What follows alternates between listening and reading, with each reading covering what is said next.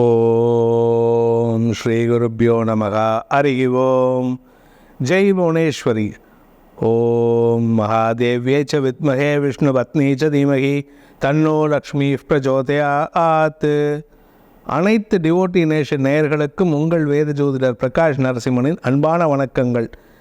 தமிழ் குரோதி வருட புத்தாண்டு பலன்கள். இந்த குரோதி வருடம் எப்போ பிறக்கிறது அப்படின்னு பார்த்தேன்னா 2024 வருடம் ஏப்ரல் மாதம் 14ஆம் தேதி விடியற்காலை 2:59 சூரியன் மீனராசியிலிருந்து மேஷராசிக்கு பயிற்சி ஆகிறதுனால புது வருடம் தமிழ் வருடம் பிறக்கின்றது. சித்திரை மாத பிறப்பு.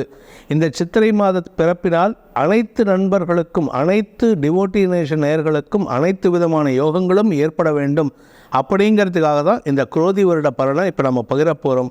இந்த குரோதி வருடத்தில் என்னென்ன விசேஷம் அப்படின்னு பார்த்தீங்கன்னா, முதல் விசேஷம் இந்த வருஷ ஆரம்பத்திலேயே, அதாவது மே 1ஆம் தேதி சித்திரை மாதம் ஆரம்பித்த உடனேயே குரு பயிற்சி நடக்கிறது. இந்த வருஷத்தில் வரக்கூடிய ஒரே ஒரு குரு பயிற்சி மட்டும் இது மட்டும்தான். வருஷ கடைசியில், அதாவது பங்குனி மாதம் 2025 மார்ச் மாதம் 29ஆம் தேதி அன்னைக்கு சனி பயிற்சி நடக்கிறது. வேறு எந்த கிரக பயிற்சிகளும் இல்லை. இந்த வருஷத்தில் 3 கிரகணங்கள் ஏற்படும்.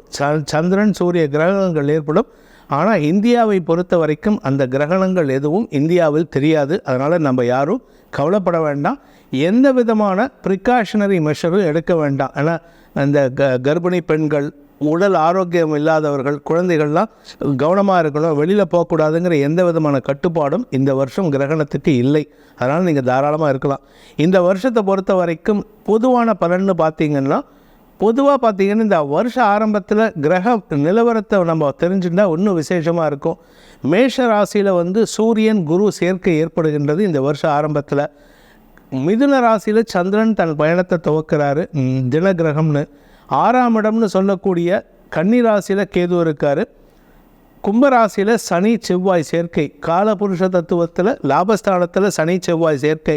இது ஒரு நல்ல அமைப்பு. ஆனால் இந்த அமைப்பின் மூலமாக யுத்தம் சார்ந்த விஷயங்கள் வரத்துக்கு வாய்ப்பு இருக்குது. நெருப்பு அல்லது இரத்தம் சார்ந்த சங்கடங்கள் ஏற்பட்டாலும் அதனால் பல நன்மைகள் பாரத தேசத்திற்கும் தமிழ்நாட்டிற்கும் கிடைக்கிறதுக்கு யோகம் இருக்குது. அதே சமயம் மீன ராசியில் சுக்கிரன் உச்சபலத்தோடு இருக்கார். சுக்கிரனோட ராகுவும் புதனும் சேர்ந்துருக்காங்க. இதில் புதன் நீச்சஸ்தானம். மீன ராசிங்கிறது புதனுக்கு நீச்சஸ்தானம். உச்ச கிரகத்தோடு சேருகின்ற ஒரு நீச்ச கிரகம் நீச்ச பங்கத்தை ஏற்படுத்துகின்றது. அதனால் காரிய வெற்றி ஏற்படும். உலக அளவில் பாரத தேசத்தோட புகழ் ஓங்கக்கூடிய ஆற்றல் ஏற்படும். கடனை அடைத்து அடுத்தவர்களுக்கு கடன் கொடுக்கக்கூடிய ஆற்றல் ஏற்படுகின்ற ஆண்டாக இந்த ஆண்டு இருக்குது. தமிழ்நாட்டை பொறுத்த வரைக்கும் பல மாற்றங்கள் ஏற்படுறதுக்கு புதிய திட்டங்களையும் சட்டங்களையும் கொண்டு வருவதற்கு ஆட்சியாளர்கள் முயற்சி செய்து வெற்றி காண்பார்கள். அது மக்களுக்கும் நன்மை ஏற்படுத்தும். ஒரே ஒரு விஷயத்தில் மக்கள் பொறுமையாக இருக்கணும். என்ன அப்படின்னு கேட்டால், எலக்ட்ரிசிட்டி மற்றும் தண்ணீர், இது ரெண்டுலேயும் பொறுமையாகவும் இருக்கணும், கவனமாகவும் இருக்கணும். ஏன்னா இந்த வருஷம் வெயிலுடைய தாக்கம் அதிகரிக்கிறதுக்கு உண்டான வாய்ப்பு இருக்குது. அதனால் தண்ணீர் தேவை அதிகரிக்கக்கூடிய ஆண்டாக இருக்கும். கல்வித்தரம் கொஞ்சம் முன்ன பின்ன இருக்கும். அதனால் படிக்கிற குழந்தைகளுக்கு எந்த பாதிப்பும் வராது. அரசாங்கம் கொஞ்சம் புதிய திட்டங்களை செயல்படுத்துவார்கள். அதே சமயம் பார்த்திங்கன்னா, விளையாட்டு, கலை, மீடியா சம்மந்தப்பட்ட தொழில் பண்ணுறவாளுக்கெல்லாம் வளர்ச்சி ஏற்படுகின்ற ஆண்டாக இந்த குரோதி வருஷம் இருக்க போகிறது. விவசாயம் சார்ந்த தொழிலில் ஒரு சின்ன தடுமாற்றம் ஏற்படும். கொஞ்சம் கஷ்டப்பட்டால் மட்டும்தான் விவசாயம் செழிக்கிறதுக்கு வாய்ப்பு இருக்குது. ஏன்னா தண்ணீர் பற்றாக்குறை ஏற்படுறதுக்கு வாய்ப்பு இருக்கிறதுனால. ஆனால் இந்த தண்ணீர் பற்றாக்குறை எல்லா நகரத்திலும் ஏற்படாது. ஒரு சில இடத்துல மட்டும் வரதுக்கு வாய்ப்பு இருக்குது. ஸோ இந்த ஆண்டு அப்படிங்கிறது இந்த குரோதி வருடம் அப்படிங்கிறது பெண்கள் ஆதிக்கம் உள்ள ஆண்டாக இருக்கும். உங்களுடைய உயர்வுக்குண்டான முயற்சிகளில் ஏதாவது ஒரு பெண் உங்கள் வாழ்க்கையில் இருந்துகிட்டே இருப்பாங்க. ஒன்றா உங்கள் மனைவி இருப்பாங்க, ஒன்றா உங்கள் பெண் இருப்பாள், குழந்தை இருப்பாள், இல்லாட்டி அம்மா இருப்பாங்க, இல்லாட்டி சகோதரி இருப்பாங்க, இல்லாட்டி காதலி இருப்பாள், இல்லாட்டி எதுவுமே இல்லை ஒரு நண்பியாக ஒரு பொண்ணு இருப்பாள். என்னோட நண்பன் அப்படின்ட்டு அந்த பொண்ணு உங்களை உயரத்துக்கு கொண்டு போகிறதுக்கு உண்டான யோகத்தை ஏற்படுத்தி கொடுப்பாள்.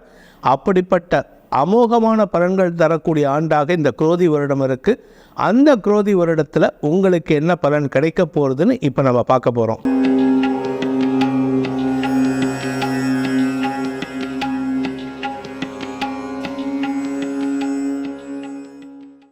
கன்னி ராசியில் பிறந்தவர்களுக்கு இந்த குரோதி வருடம் பல மாற்றங்களை தரும். 8ஆம் இடத்தில் இருந்த குரு இந்த வருஷம் ஆரம்பத்திலே 9ஆம் இடத்துக்கு போகிறாரு. இந்த வருஷ கடைசியில் சனி 6ஆம் இடத்துலேருந்து 7ஆம் இடத்துக்கு வராரு.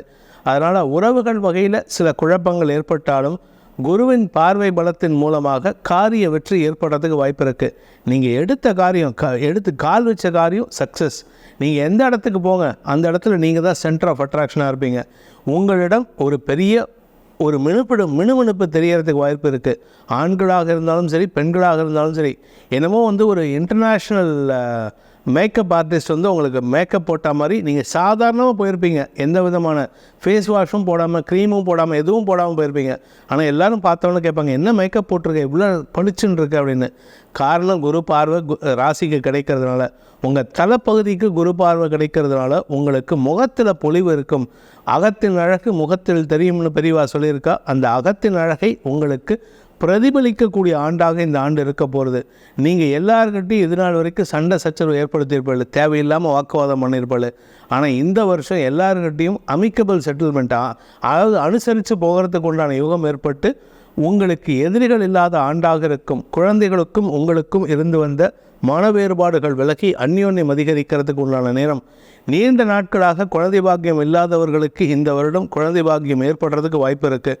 வியாபாரத்தில் முன்னேற்றம் ஏற்படும். வியாபாரத்தில் மட்டுமல்லாமல் கலைத்துறை நண்பர்களுக்கு ஏற்றம் தரக்கூடிய வாய்ப்புகள் இருக்குது. இந்த வருஷ ஆரம்பத்தில் 7ஆம் இடத்துல சுக்கிரன் இருக்காரு அப்படின்னு கேட்டால், இதனால் என்ன பலன்னா, நீங்கள் யார்கிட்ட பழகினாலும் ஒரு 10 அடி தள்ளி நின்று பழகுங்க, எட்ட நின்று பழகுன்னு சில இந்த கிராமத்து சைட்லாம் சொல்லுவாங்க. எட்ட நின்று பழகு, ஏன் பக்கத்தில் போகிற அப்படிம்பாங்க. அந்த எட்ட நின்று பழகிறது நல்லது. ஒரு 2 அடி தள்ளி நின்றுக்கோங்க. கை நீட்டுற அளவுக்கு இருக்கணுமே தவிர கட்டி பிடிக்கிற அளவுக்கு இருக்கக்கூடாது. இந்த மாதிரி இருந்தீங்கன்னா உங்களுக்கு பல பிரச்சனைகளிலிருந்து தற்காத்து கொள்வதற்கு நீங்களே காரணமாக இருப்பீங்க.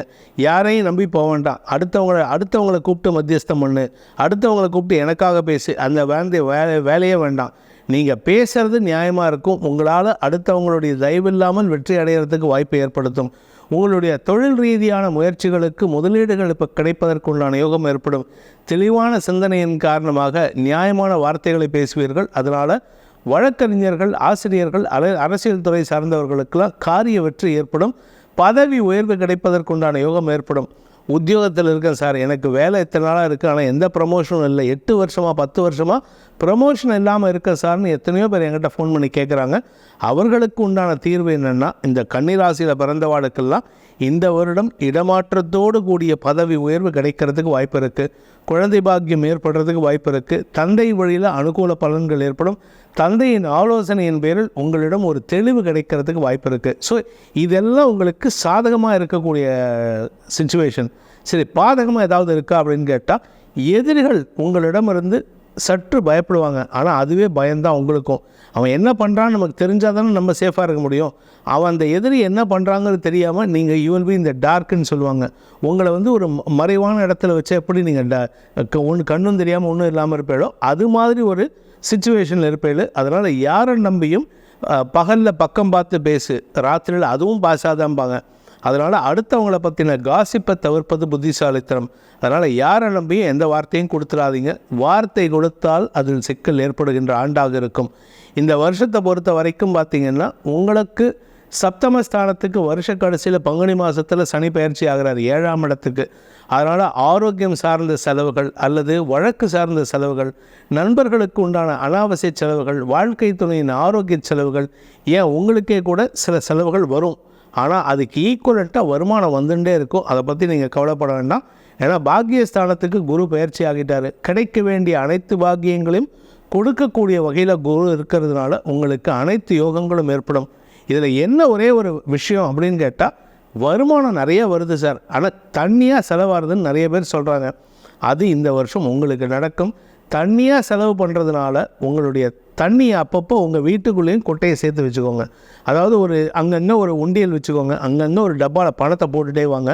இது எப்போ உதவிகரமாக இருக்குன்னா, பண தேவை அதிகரிக்கும் பொழுது எங்கே போய் கேட்பேன் அப்படிங்கும்போது, இங்கே வச்சுனே இந்த டப்பாவில் பார்க்கலாம், இந்த சிறுவாட்டு காசுன்ட்டு கோயம்புத்தூர், ஈரோடு, குங்கு மண்டலத்தில் சொல்லுவாங்க. அந்த காசை நீங்களும் சேர்த்து வைங்க. அந்த சிறுவாட்டு காசுன்னு நிறைய சேர்த்து வச்சிங்கன்னா உங்களுக்கு தேவையான சமயத்தில் அந்த பணமே உதவிகரமாக இருக்கும். ஏன்னா வருமானமும் செலவும் ஈக்குவலாக இருக்கிறதுனால.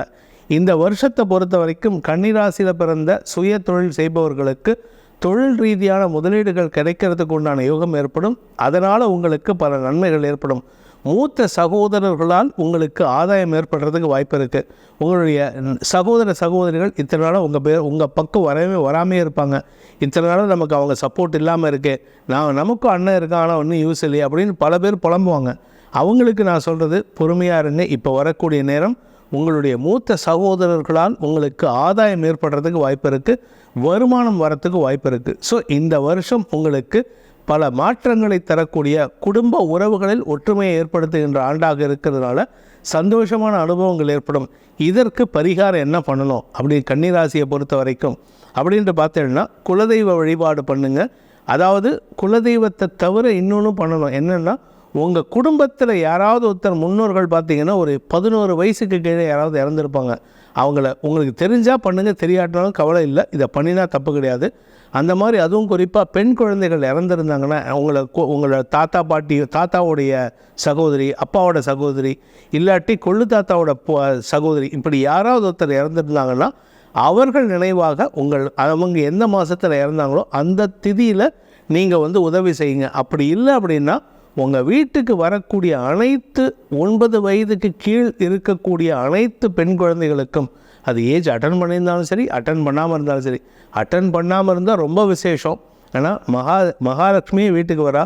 அந்த மகாலட்சுமியை குழந்தையாக பாவித்து வழிபட வேண்டும். அந்த குழந்தைக்கு உண்டான சௌபாகிய திரவியங்கள், ட்ரெஸ்ஸு, செருப்பு, தலைக்கு ரிப்பன், ஹேர் கிளிப்பு, பூ, பிளாஸ்டிக் பூ, எல்லாம் அந்த மாதிரி என்னெல்லாம் வாங்கி கொடுக்க முடியுமோ, கழுத்துக்கு மாலை, சின்ன சின்ன பீட்ஸ் வச்ச மாலை, வளையல், குட்டி குட்டி வளையல், குழந்தைகளுக்கு பார்த்து அழகாக இருக்கும். அவ்வளோ அழகாக இருக்கும். அந்த குழந்தைகள்லாம் பார்த்தா அவ்வளோ விசேஷமாக இருக்குது. அந்த குழந்தைகளுக்கு ஃப்ராக் போட்டுண்டு இந்த டான்ஸ் ஆடித்துனா அதை பார்த்து ரசிக்கிறதுக்கே 1000 கண் வேணும். அப்பேற்பட்ட குழந்தைகளை நீங்கள் வருஷித்து வர, போஷித்து வர, அந்த குழந்தைகள் சந்தோஷப்படும் பொழுது உங்களுக்கும் நன்மைகள் ஏற்படும். மகாலட்சுமி குழந்தையாக உங்களுக்கு உங்கள் வீட்டில் நெல்லிக்கனியை எப்படி ஆதிசங்கரர் பாடின கனகதாரா ஸ்தோத்திரத்துக்கு நெல்லிக்கனி மழையாக வருஷித்தாரோ, அதே போல் நீங்கள் தினமும் மகாலட்சுமிக்கு உண்டான ஆதித்ய ஹிருதயத்தை சரி கனகதாரா ஸ்தோத்திரத்தை சொல்லிட்டு வாங்கோ. அதன் மூலமாக உங்கள் வீட்டில் நெல்லிக்கனி வருஷிக்கும், சந்தோஷம் அதிகரிக்கும், சுறுசுறுப்புடன் இருப்பீர்கள்.